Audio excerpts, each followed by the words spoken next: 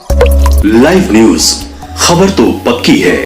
नमस्कार, मैं शंभू कुमार, आप देख रहे हैं लाइव 24 न्यूज में भी मिशन आईएएस में। मेरे साथ अभिजीत सर हैं। आज बीपीएससी ट्री 3.0 को लेकर वन पोस्ट वन रिजल्ट को लेकर के छात्र आंदोलन कर रहे थे, जिसमें छात्र नेता दिलीप कुमार को बेरहमी से पुलिस के द्वारा पीटा गया और उसे अरेस्ट कर लिया गया। हालांकि बाद में छोड़ दिया गया। हम इस पर चर्चा करेंगे कि क्या लोकतंत्र में लोगों को अपना हक मांगने का अधिकार नहीं है।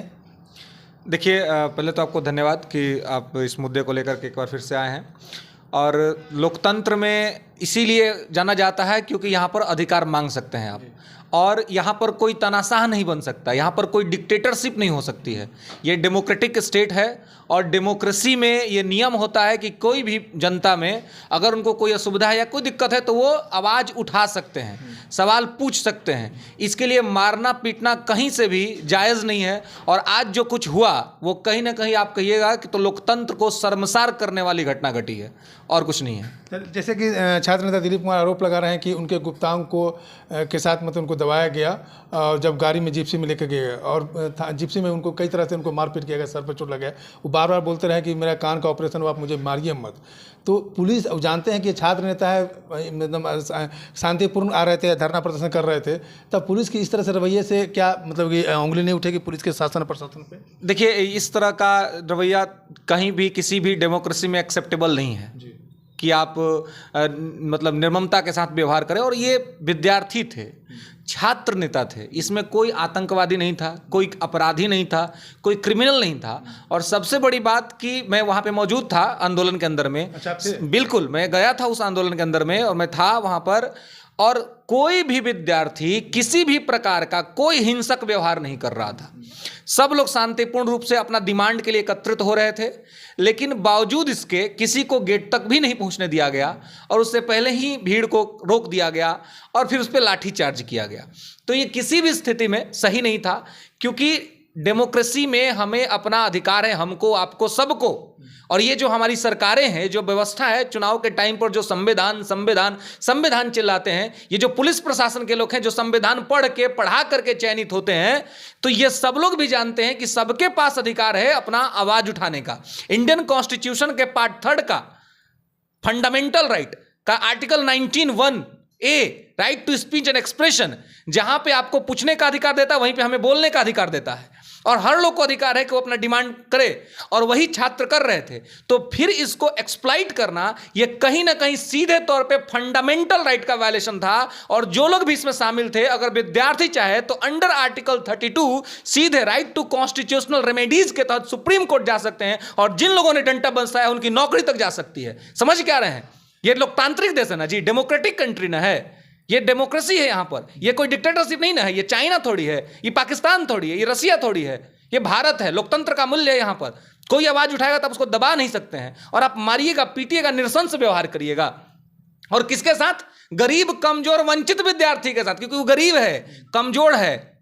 ऐसे तो बड़ा का बेटा सिग्नल तोड़ के निकल जाता है तो पुलिस कहने डंडा चलाती है, गाड़ी रोड के निकल, डंडा तब नहीं चलेगा। डंडा कब चलेगा? ऐसे कई उदाहरण है। बिल्कुल। और डंडा कब चलेगा? जब विद्यार्थी शांतिपूर्ण तरीके से हाथ में झंडा लिए हुए है, और झंडा लेकर के अपना डिमांड के लिए आपके पास गया, अपना डिमांड कर रहा है, आपसे अधिकार मांग रहा है। आप दीजिएगा नहीं दीजिएगा वो तो बाद का बात है, सुनिएगा तो कम से कम। सुना तक नहीं गया, सुना तक नहीं गया। छात्र नेता को पहले ही अरेस्ट कर लिया गया। ये पूरी तरीके से ये व्यवस्था ये थी कि हमको आंदोलन को दिशाहीन कर देना है। जब हम छात्र ही नेता को उठा लेंगे तो कोई नहीं रह जाएगा दिशा देने वाला। चलिए, हम डिमांड की बात करते हैं। जो छात्र की मुख्य डिमांड थी, वन पोस्ट वन रिजल्ट की बात कर रहे थे, और डीबी पहले की बात कर रहे हैं, और बेल्ट्रॉन से जो बात हो रही है कि वहाँ जाँच हो रही है, उसको कैंसिल किया जाए। इसको आप लोग कितना सपोर्ट कर रहे हैं और आप लोग छात्र के साथ कितना है आप लोग? देखिए, 100% one candidate one result, document verification result से पहले, ये दोनों मुद्दा मुख्य मुद्दा था कि ये इस पे बात किया जाए। और एक दो दिन पहले जो ये न्यूज आया कि वेल्ट्रॉन को OMR दे दिया गया, तो ये मुद्दा भी था कि जब TR1 और TR2 का रिजल्ट और सारा प्रोसेस बीपीएससी स्वयं कर रही थी, तो फिर TR3 को वेल्ट्रॉन को देने का क्या मतलब था? वेल्ट्रॉन पे, जबकि एक संदिग्ध एजेंसी रही है, पहले से भी वेल्ट्रॉन पे सवाल उठते रहे हैं बेल्ट्रॉन कितना सही है कितना गलत है मैं उस पर नहीं जा रहा हूं, ना ही उसके बारे में मेरा कुछ बहुत विशेष अध्ययन है, लेकिन मैं इतना जरूर जानता हूं, आयोग भी जानता है, सारे छात्र जानते हैं कि इन सभी मामले में बेल्ट्रॉन की जो भूमिका रहती है वो संदिग्ध रहती है। तो फिर एक संदिग्ध एजेंसी को, जबकि ये एग्जाम री एग्जाम था, फरवरी में हुआ था, एग्जाम पेपर लीक हो जाने की वजह से आपने फिर ये एग्जाम कराया, तो ये एग्जाम क्यों कराया? निष्पक्षता के लिए। निष्पक्ष आपने एग्जाम करा भी लिया, लेकिन ओएमआर लाने में देरी, एक तो टाइम से आप लाए नहीं, आपने आंसर की टाइम से नहीं दिया, उसके बाद इसको उठा करके आपने दे दिया बेल्ट्रॉन को। तो ये सारा चीज जो है वो कहीं ना कहीं संदिग्ध की स्थिति में लेकर के जा रहा है, और इसी वजह से विद्यार्थी और हम लोग भी आशंकित और सशंकित हैं कि क्या होगा, क्या करेगा सरकार और क्या करेगा आयोग। और बेल्ट्रॉन को यह देना किसी भी प्रकार से उचित नहीं था, और अगर आपने दिया है तो क्या आप ट्रांसपेरेंसी की बात करेंगे? आप ट्रांसपेरेंसी दिखलाएंगे? पारदर्शिता क्या होगी? विद्यार्थी कैसे ये बिलीव करें कि उनके साथ कोई अन्याय नहीं होगा? इसके लिए सरकार को आश्वासन देना चाहिए, आयोग को उस जो ट्रांसफॉर्मेशन होगा या जो भी ट्रांसपेरेंसी होगी उस ट्रांसपेरेंसी को जनता के सामने लाना चाहिए, लोगों के सामने। विद्यार्थी हालांकि जो कुछ विद्यार्थी गए थे आयोग के पास, तो उन्होंने कहा कि बेल्ट्रॉन को हम लोग नहीं दिए हैं। उन्होंने कहा कि आप एक नोटिफिकेशन जारी कर दीजिए कि आप अपने साइट पर डाल दीजिए या पेपर में दे दीजिए कि मैंने बेल्ट्रॉन को नहीं दिया है। बिल्कुल, अगर आप कह रहे हैं कि आपने नहीं दिया है तो आप एकदम एक प्रेस कॉन्फ्रेंस बुला लीजिए आयोग के अध्यक्ष महोदय, क्योंकि विद्यार्थियों का इतना बड़ा विद्यार्थियों का मुद्दा है, एक बाइट दे दीजिए।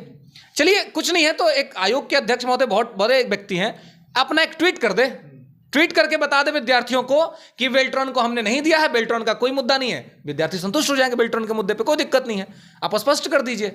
चलिए, मेरे साथ जुड़ने के लिए आपको बहुत बहुत धन्यवाद। और अभिजीत सर छात्रों के साथ हैं, और जो पुलिस के द्वारा जो छात्र नेता दिलीप कुमार के साथ जो रवैया है वो निंदनीय है, और पुलिस के ऊपर भी कार्रवाई हो सकती है। मैं शंभू कुमार, कैमरा जर्नलिस्ट यशोधर्मा के साथ पटना। अगर मेरे चैनल को लाइक और सब्सक्राइब नहीं किए तो लाइक और सब्सक्राइब करें। Thank you so much.